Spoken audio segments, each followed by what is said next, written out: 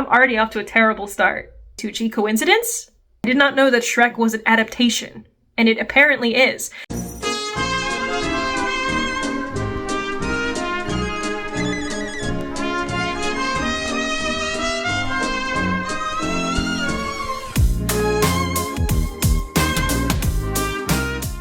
Hey, I'm Rachel, this is Let Me in the Library, and today I'm going to talk to you about a couple of things. Some anticipated reads, some goals for the coming year, some of the sort of reflection on things and how they went in 2024. So let's get right into it with the Jan-uary book tag. Now, I know what you're thinking. It's not January. But, I know. Believe me, I know. But this is a book tag that's created by my friend Jan from Jan-uary, and she makes this very fun beginning of the year book tag. I am using that as a way to talk about some of these different concepts. I have sort of tweaked a couple of the questions because I wanted to talk about a little bit more. So forgive me, Jan. We're gonna get right into it with the book tag. So the first question in the book tag is, what were the last 3 books that you read in 2024? And also, what were the first 3 books that you read in 2024. Now I'll tell you this is a bit of a spoiler for a little vlog that I'm working on, which honestly, I don't know why I'm making this vlog because I think it's kind of dumb, but I don't really care because I'm just trying to have fun with my videos. The first books in 2024 that I read, this is not the dumb part, were The Forest Demands Its Due by Kosoko Jackson and Dracula and Unconditional Parenting. What do these have to do with each other? Absolutely nothing. I read The Forest Demands Its Due because it seemed like a cool horror story, queer POC, something crazy's happening at this academy with something in the woods, and it felt like it was something that was going to be perfectly up my alley. Unfortunately, it wasn't. Something about the writing style did not connect with me, and it just wasn't what I was expecting from it, unfortunately. But I also did listen to Dracula, the audiobook, and I did this while I was doing a Dracula puzzle. Barnes & Noble sells these bookish puzzles, and I was doing the Dracula puzzle, and I was like, who are all these people? Because I know there's a vampire, and probably whoever's blood he's sucking on, but like, I don't really know who else. Why are there little ghosts and stuff? Like, I don't understand what's going on in the puzzle, in the picture. So I was like, well, it'd be pretty fun to just listen to the story while I put it together. Unconditional Parenting is actually a comfort read for me. I've read this book before. It is a nonfiction book, and it talks about how to raise children. Now, I am not in that stage of my life, nor may I ever be because of the state of the world and also other factors. But looking at a book like this talks about the ways that we can treat children, but also it has been just a healing tool for me to look at, ways that I've been treated in my own life and how we shouldn't be treating each other conditionally, but doing so in an unconditional sense, that you would love someone no matter what, and that you would still treat them with kindness, and how you would actually do that. Now, the last 3 books that I read in 2024 are part of the dumb part. So we're gonna get into the dumb part. I read Stone Soup. That's a fun book I read when I was really young, so I went back and I revisited it. And then I also read The One and Only Shrek. I'll get into reasons why in the dumb video that I'm making, but The One and Only Shrek. I mean, honestly, actually, it speaks for itself. I don't need to tell you why I read it. It's the Shrek book. I did not know that Shrek was an adaptation, and it apparently is. This book is narrated by Meryl Streep and Stanley Tucci, and they bring this story among, I think, 5 to life. They're all like children's stories. The Shrek one is very good. It rhymes. It's very cute. And I had a lot of fun with it. And then the last book of this trio that I read was Catching Fire, because I happened to be on a Hunger Games reread. I was doing this way before I found out that there was a new book coming out this year. We'll get into that later. Moving into the next question. What was your first read of 2025? Well, let me tell you about the first 3 reads of 2025. I read What I Ate in One Year by Stanley Tucci. Coincidence? Then I read Legends and Lattes, which I have been wanting to read and I mentioned in my end of the year book tag, but didn't get around to until now. It was supposed to be an autumnal book to transition, and then it transitioned me into 2025, I'll tell you that. I also did read like the little short story that comes with it, the pages to fill, but I didn't include that as one of the 3 here. And I also read I Who Have Never Known Men. I'm gonna go more into my thoughts on this because I have plans for a tier ranking video that's coming out for some of my recent reads. But I will say, out of these, I liked What I Ate in One Year, but I had a lot of questions about the drama because there were some very shocking drama scenes and also recipes that I was excited to try. Although they weren't as exciting as I thought they would be. They were pretty simple. Legends and lattes I ended up really liking more than I thought that I would, so that was a plus for me. I think that might be on top. And then I Who Have Never Known Men feels like a book that was written for me that I should have loved, but I just didn't. Like, there was just something missing, and I feel like the nothingness at the end is the point. The fact that there's a part of the story where things aren't really happening and the action slows down is the point, but I still felt like there was something missing and there should have been some greater conclusion or some greater overarching theme that we were exploring here beyond the ones that are quite obvious in the book. It was the beginning of my year. It's off to a start. I'll tell you that. I don't know if it's off to a great start. Actually, I know it's not off to a great start because if we're not talking about books, it's not off to a great start. But anyway, let's get into the next question, which is, what are 3 reading goals for 2025? Well, I decided I'm finally going to attempt the Buzzwordathon. I don't know why I've never really wanted to do this in the past, as if I wasn't already like a big readathon person who always wants to do every single one, but I've decided I want to do the Buzzwordathon, which is hosted by Kayla from Books and Lala, and she does this every year, and she also has a book cover dual like readathon thing that's happening at the same time, so I'm trying to attempt that as well. It's kind of like a book scavenger hunt challenge. You say the word scavenger hunt, I'm there. You get a prompt and you have to read a book each month which fits the prompt. For the Buzzwordathon, it will be some kind of prompt and you have to find a book whose title matches that. So for instance, in January, it was Truth and Lies, and I picked Verity, which means truth and lies, and turns out the book was perfect for that theme. And then for the book scavenger hunt portion, it's a phrase or a word, and you need to find a book whose cover matches that. So for January, it was Patterns. So I picked, oh my God, what did I pick? Did I not complete this one? I'm already off to a terrible start. I think I was trying to do In Calabria or Next Time There's a Pandemic. Neither of which I finished in January, but I don't think that's really the point. The point is just to like complete it over the course of the year. Not off to a great start. That is one of my goals for 2025. I also want to read my 25 in 2025, which I put out a video for. These are just books that have been on my backlist for forever. They are not even necessarily the 25 books I am the most excited to read, because I feel like those I will read regardless, but they're just 25 books that I feel like it's been too long. I should have read these by now, so I really want to complete those. And on that note, I also want to read my friends' favorite books. I have so many recommendations from friends, including like books that they have literally given to me, but I still haven't read them, and I feel bad about it. So I really want to read these books that, some of my closest friends had recommended to me, and actually do that. And I will be, sort of like proving that I am doing that over the course of 2025 with a couple different videos on that. We're gonna just sort of tangent here. I am gonna add a couple other reading goals that I have for this year, which are to also use Storygraph more often, because I don't use it.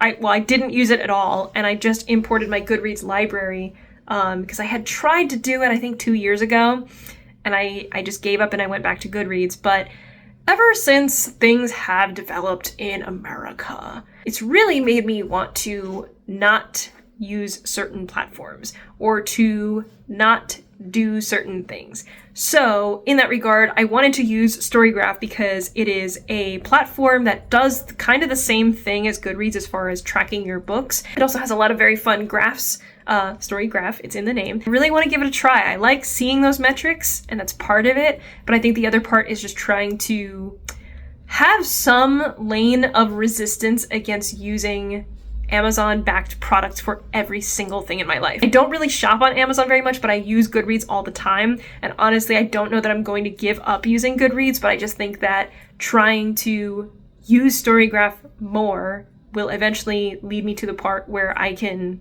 let go of things like Goodreads. My last little goal here is I want to do kind of a Project Zero situation in which I'm going to look back on some of these books and see ones that I should have read because I said I was going to in a TBR, and read them. If you know me, you'll know that I have a lot of books in my TBRs. Every time I put a TBR video out, they're like 35 to 50 books long for 1 month. Like, I've done that in February. The month has barely any days in it. So I've definitely done that and then tried to make up for that in later months and say like, all right, I'm going to just like try to catch up on all these books I said I was going to read and I didn't. I'm in the middle of them or whatever. But I want to now go back and see like, are there still any that are lingering, that are left behind that I didn't read, and then give them a try, because I'm sure that if I wanted to read them 2 years ago or whatever, then I probably still want to read them now. So I'm excited to do that. And now I want to share 3 of my most anticipated reads. Actually, no, I don't. I want to share a bunch of my anticipated reads. This is the next question in the tag, by the way. I'm not being clear. If you ask me, hey, what are your most anticipated reads of 2025? I would just direct you to Kayla from Books and Lala's video where she talks about all of her most anticipated reads and say, like, honestly, close your eyes, throw a dart, probably say like 80% of it I'm into. Particularly, I'm excited about The River Has Roots by Amal El-Mohtar, who is one of the authors of This Is How You Lose the Time War. I loved This Is How You Lose the Time War, and I cannot wait to just consume more of her work. This Is How You Lose the Time War was written by 2 different authors, and they wrote the 2 different perspectives, and I don't really know who wrote which half, but I loved the whole book altogether, so I really definitely think Amal El-Mohtar is an author to look out for, and I always have been excited for like whatever's coming next. This is just going to be a novella, so it's not going to be a huge expansive story. I also really just like seeing how Amal El-Mohtar was like, what is going on with Nicholas Dickolas, who like blew up This Is How You Lose the Time War because he was a Trigun fan and just was like, this is really good, you should read this, and then the book exploded and became so popular. So I think that was really funny. I also really want to read Kills Well with Others. This is the second book in the Killers of a Certain Age series, which is about a bunch of elderly serial killers. Well, no, I shouldn't say serial killers. Sorry. They're spies. They work for an agency called the Museum, which sends out people to do these different spy missions, often of which could involve ending someone's life. But when they go on these missions and do all these things, you know, they're developing all these skills, they become these really sharp, like, assassins. Assassins is the word I was looking for, not serial killers. They are now at this age where they're like, I want to retire, and that's sort of what part of this first book covers, of them being like, I want to retire, and then all of a sudden their lives are on the line again. So this seems pretty similar, where they're also like, you know, we're retired now, we're hanging out, everything's been good, doing yoga, painting stuff, enjoying my life, but also I kind of want to get back out there. And they realize that there is somebody who has been at the heart of a lot of these operations that they've carried out, who is now like picking off people in the museum agency, and at least one of their lives is now at risk. So they're like, all right, I gotta go take care of things. And then they go back out there and do their spy thing. Obviously, I'm so excited for Sunrise on the Reaping, which again came as a big welcome surprise. I just happened to be rereading The Hunger Games, and then partway through, I think Catching Fire was when I found out this book was even coming out. I've really not had my finger on the pulse of new book releases, so this has been kind of a new development for me, but I'm so excited. It comes out March 18th. I cannot wait. This is going to cover Haymitch's games. This is going to be for the 50th annual Hunger Games. When Haymitch was selected, so was a girl from the district who he was friends with in a vague way, because it was the mayor's, in the current day, like for Katniss's games, the mayor's wife's twin sister who was reaped for the games. And the 2 of them had built up some kind of like camaraderie and basically were like, let's be allies. But this also was the year that they reaped twice as many people. So they brought in 2 boys and 2 girls from every district and then had the war games and everything. This also was the year that like Haymitch figured out some things and was like, okay, I kind of know like how is the arena going to work, and I can, you know, figure out where there's a force field and stuff. That became very big. And he also had a girl back home that it sounds like the Capitol took care of. I love everything that Suzanne Collins has written that I've read so far. Yes, it's only basically been The Hunger Games, but that also includes The Ballad of Songbirds and Snakes, which I'm currently rereading. I really think that she's such a genius at writing. Having reread the original trilogy, it just speaks so much to her talent and her writing that she has like really just collected this incredible story of the hardships of war and what that really looks like from this dystopian perspective. And it's not like the fun dystopia while still also being really an engaging adventure story at the same time. I know it's just gonna be so good. I got a phone call and then I got a little hungry in the middle of filming, so I'm going to just bring you with me. But another book that I really want to read is A Drop of Corruption, which is the second book in the Tainted Cup series by Robert Jackson Bennett. I really enjoyed The Tainted Cup last year. This book has kind of like a locked room, disappearance, murder mystery type of aspect to it. Bandit wants attention. It's supposed to be about how somebody disappears. It turns out they were actually murdered, and they're going to like figure out what's going on. And also there's this place called the Shroud, I think, which is where they harvest stuff from like big giants' bodies.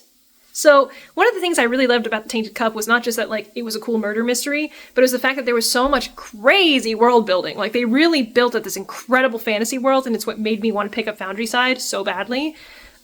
So Bandit wants attention so bad. So I'm really excited about that. I think it will be very good. I also obviously want to read Catabasis. Catabasis is coming out August 26th, which is the latest R.F. Kuang book. Of course, I really love everything about R.F. Kuang's writing. Babel was so good. Yellowface was so good. Really love The Poppy War. I always recommend her work to people. And this one is about a student who has given up everything, her health, her love life, everything, to become an expert in magic, and is doing so under the tutelage of some guy who's really good and is a professor at the school. And then it turns out that he dies in an accident that might be her fault. And so she goes into hell to bring him back because she's like, I gotta get a good grade in bringing this guy back to life. And she is like, well, if I bring him back, I can get his recommendation and I can still work under him. And everything that I've been doing leads up to this moment. It's kind of like when you're in school and you're like, oh my God, I'm gonna fail and I'm gonna die. And like, it'd be the worst thing in the whole world if I got a bad grade on this one test. But extrapolate to obviously a much higher degree. I think my mushrooms are burning. Hold on. They were burning. But anyway, I am excited for it. Also, there's another student who finds out that she's doing this and is like, oh, well, maybe I will try to get in the way or something. But it turns out that they have some kind of link which would make them potentially perfect allies or perfect enemies. So I know that R.F. Kuang is the master of writing stories like this, so I am just so excited for it. I know it's gonna be so good. Okay, I'm back with my enoki mushrooms. I also want to talk about The Starving Saints, and that is about an area which is like a church or something that has been fortified against the outside world for whatever reason, but they are running out of food, and all of a sudden their food stores are refilled miraculously, and they have all these like religious reliefs that are delivered there despite the fact there's no way they can actually get in, and they are like, oh my God, now we're gonna start worshiping that religious figure, but obviously something like weird is going on. Additionally, I really want to read The Catch by Yrsa Daley Ward. I found out about this very recently through the Well-Read Black Girl book club. And this comes out June 3rd. This is about these two, I believe twins, but they're at least sisters. And they have kind of like disparate views. And they also have a very estranged relationship with their mother. They one day see this woman who is walking around, and she is totally carefree. She is child-free also. And one sister is like, oh my God, that's totally our mom. Something weird's going on. We should go and talk to her. I feel like this is something like from an alternate universe or something. I want to go talk to her. And the other sister is like, I think she's a con woman. So the two of them kind of have this sort of like, you know, totally opposite basis of how to deal with the situation and the relationship with this woman who might or might not be their mom. And I also want to read Amina Al-Sarafi #2, which has not been named yet. That comes out September 25th. I loved the first book. It is a middle-aged pirate who goes out and does things in the world type of fantasy, and it's so unique. It's so cool. I really loved the first book. I really want to reread it. And I was also, again, talking about rereading it before I knew that there was a second one coming out. So maybe if I reread out something else, the author will just be like, you know what? I secretly have a sequel that's dropping in 2 months. Let's move on to goals. So I did not make a goals video for last year or the year before. I put out a goals video at the beginning of 2022. So let's see if I have caught up with those goals from back then. I did reach a couple goals. I wanted to read less because in 2021 I read 366 books. At the time I was saying, well, I did it because I just wanted to see if I could do it, but now I want to read less so I have time for other hobbies. And I will say I absolutely accomplished that in the last couple of years. I have definitely brought down my reading. Actually, last year I was like, well, now I want to read more again. Brought my goal all the way up to 124 books, which I actually did not meet. And I was like, man, whatever. And that was a nice little character development for me, because before I was reading a book a day. And I was going back looking at my bullet journal from those past years and I was like, how the heck did I do any of this stuff? Because this just seems extraordinarily, I don't know, like busy work almost. Like I was reading constantly. Part of me wants to do that again a little bit, but I do think I am getting to a better balance of reading things because I actually want to read them, reading stuff that I want to read and not just something short for the sake of being able to read as many as I can in a month and then be able to meet my goal by the end of the year. I'd rather read high quality books that stick with me and that mean a lot to me, that mean a lot to my friends, that are things that, you know, would have a greater impact. So I definitely accomplished that goal and I'm happy about that. I also had a goal for less screen time because I felt like I was always doing stuff on my phone. I definitely think my screen time is something that I'm still working on, but I've also struck a little bit of a better balance. I am definitely much more aware of what that does to your attention span, what that does to your quality of life, how much you are consuming, and what that changes about your brain chemistry, and how that also will change your other habits, like your spending habits, or the things that you find appealing in life and the things that you really enjoy, and how that can also lead to a lot of overconsumption. But I definitely think that it's a little bit better than it was before, and I'm much more aware of it, and that has also led me to wanting to pick up more physical books, rather than doing everything through a digital medium. In other respects, it's like reading an ebook versus scrolling on whatever platform. So I think that that's also definitely a goal that I have worked towards and has helped. I also had a goal to join Book Talk. I did that back in 2022, I think. I made a whole bunch of videos. I did some stuff on there, sort of fell out of it for a long time, and I was focusing on other things in my life, which was the right choice at the time. Which of my goals did I not reach? Well, let me tell you. I did not read my friends' favorites, which apparently I did talk about all the way back in 2022. I also didn't really make more videos. I definitely was in the peak of my booktube era in 2020 and 2021 days. Which was, you know, peak lockdown. Everybody was locked down, so it was very easy to continue to make content because there was nothing else going on. Of course, as things opened up, people were not quarantining anymore. I was able to go out into the world and do other things, so I wasn't always constantly creating booktube content. It hasn't stopped me from wanting to do it, but it also has just meant that there's less time for me to do that, or a difference in quality if I'm going to rush a video just for the sake of putting it out there. So a lot of the times I will try to make the best possible video that I can, and that just takes time. Certainly this year, I am bringing that goal back. I want to still make more videos. I feel like I've been doing that. Maybe not extremely on a consistent schedule, but it is still something that I am putting effort towards and I'm really enjoying doing. Okay, are there any releases in 2025 that you've no desire to read? I was struggling to find some of these because I feel like I'll typically just pick up anything if someone's like, this is really good, and I'm like, I don't really care about it, but I will try it. I will always try it. I haven't read any Ali Hazelwood books, so I can't say I'm super excited for Deep End. I know nothing about it, but I just don't really feel like those books are going to be for me. I probably will still read The Love Hypothesis just to see, but I feel like it's going to be not my cup of tea. And also, there was a book I was looking at, which is At Dark I Become Loathsome by Eric LaRocca. And reading the description originally just kind of made my stomach turn, so I just don't think I'm going to pick this one up. I read The Center, and man, there were things in that book that made me really upset. I don't want to spoil anything. There is a book I've mentioned in my anticipated reads that has a very similar element. Plot twist of that aside, there was also just a scene that like disturbed me so much, and it made me so upset that I was just like, this was such a good book up until this point where I was like, I feel so bad right now. Like, I guess the book succeeded in what it was doing, but it made me so uncomfortable, and I really, really, really did not like that. So I don't know. I guess any other books that give me the ick the same way, I will be just staying away from as much as I can. Let's talk about any reading habits that I want to change in 2025. I have mentioned that I want to read more physically and by ebook. It's just something I've recently fallen in love with. I'm reaching more and more for these types of books, so I want to really give that a try, especially because obviously I have so many books that are on my physical TBR. I also want to actually read my ARCs. I have so many ARCs that I've been very fortunate to get, but I just almost never get around to actually reading them. And then lastly, I also want to do readathons again. I've really enjoyed reading more and like having these types of goals and stuff.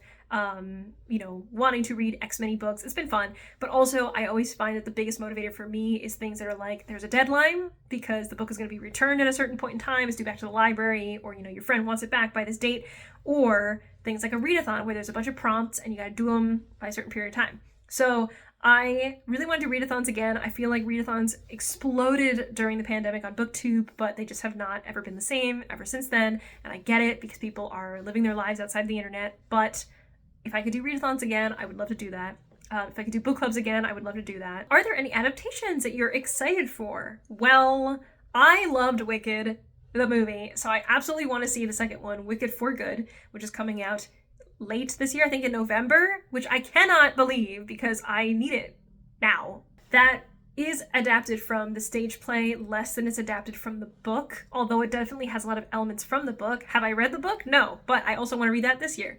As far as books that I have read, I really want to watch what they do on Netflix with Seven Husbands of Evelyn Hugo. I read that pretty recently last year, and I really, really liked it. Such an unexpected thing. I don't know, like I had read Daisy Jones and the Six and I thought it was fine. I didn't see the adaptation for that, which I've heard is really good, and I do want to watch that too. Seven Husbands just took me by surprise. I really, really, really, really liked it, and I want to see what they do with it. It's gonna be so good. Also, I just finished reading Verity. It just was like a haunting ending, where like you don't really know like what truly happened, a little bit of like an open-ended situation. So the way that they will like bring that to life in the TV show, which I think maybe is also Netflix, would be really, really cool to see. I also have heard that they're adapting Raybearer, which is one of the books in my 25 and 2025 to read. So definitely want to read that and then watch the adaptation of that. There's so many adaptations that I have not seen yet. There's Bridgerton, there's Interior Chinatown. There's so many that I have not even touched. Daisy Jones and the Six. So I definitely will be, you know, visiting some of these that were originally books as well. Next, I want to talk about some of my favorite bookish memories of 2024. I definitely have some fun memories of yelling about books. Some of my friends who are not on booktube, just people that I know in real life, are also very into reading, and that's been very fun to discover. And we've talked a lot about books. We have like, you know, given each other different books that we borrowed from each other. It's just this very fun community aspect that we have, and doing it IRL is also really cool because you can say like, I love this book, here, take it, read it. It's here you go. So like with a lot of IRL friends, it's just been really fun to do that, to discover books through that, and also to realize that some of us are all haters because my friend read Ready Player One recently, and it was a period of time where my boyfriend was out abroad, so I was babysitting our cat. It was just me, and our cat was very anxious, Bandit.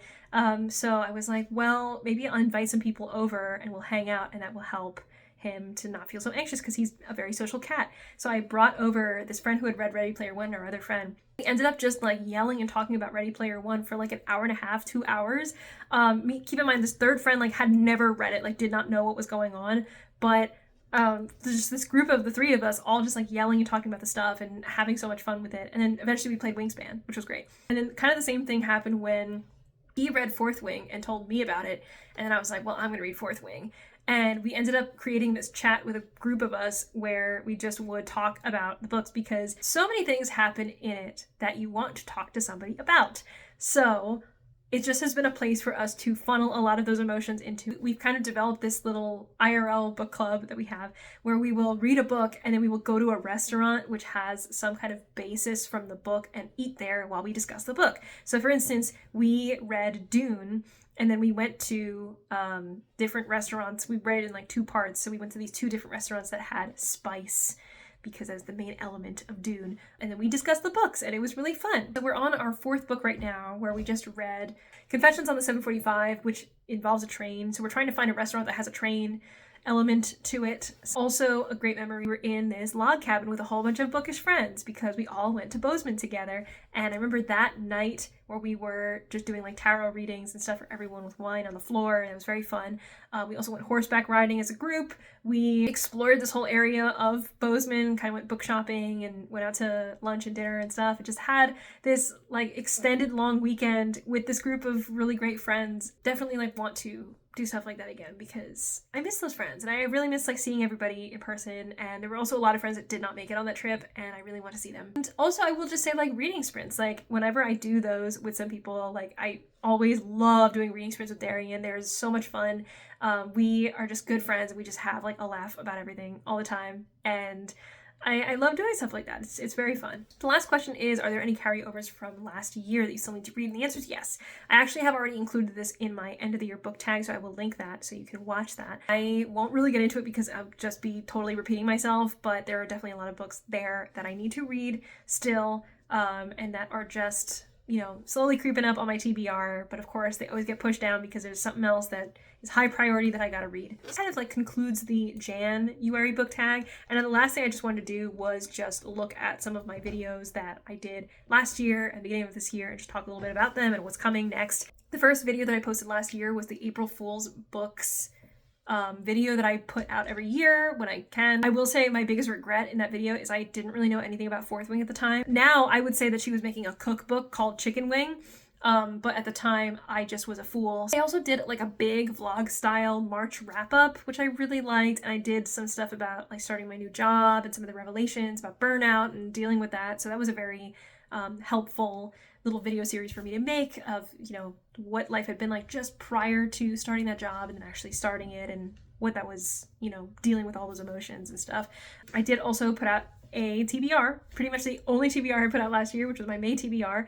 I had a lot of fun with that because I was doing a lot of readathons. I did my booktube anniversary tag where I talked about being on booktube for 4 years. This is now coming into my 5th year, which is wild to think about. Then jumped from May to end of November where I made my end of the year book tag. Also had a little video where I was thrifting at a thrift store while I was reading the Sunbearer Trials. This year, beginning of this year, I put out 4 videos where I was talking about Christmas, a little cozy Christmas vlog. I did a little bit of like a rapid fire wrap up thing, and talked a little bit about some books that I wanted to read. I did a road trip video where I had taken a trip to Fall River. I also had my most recent 25 and 2025 video. I want to do a lot more with wrap-ups because I never ever talk about the books that I actually have read. And I also definitely want to put out some more videos about Project Zero, where I will be reading down some of these books that are on my TBR and also reading a lot of my friends' favorite books. So definitely excited for that. Stay tuned for that. And I really want to make bullet journal videos again because making my bullet journal definitely kept me motivated, it kept me inspired,